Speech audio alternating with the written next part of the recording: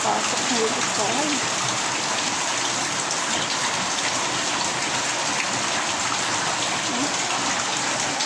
Bigat na ano?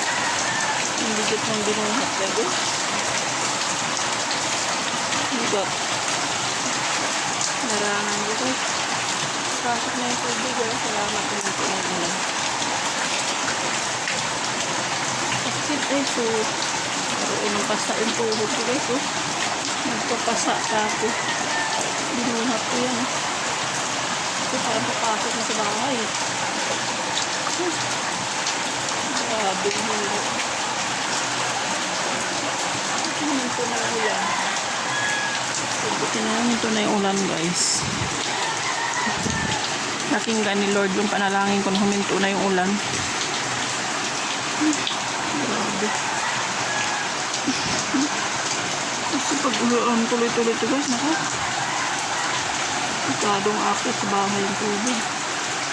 Ito nga, may tubig na. Oh, basa na. Oh, basa na yung bahay ko guys. Oh. Ang dami yung tubig. Ano? Grabe guys. Larangan ko yun.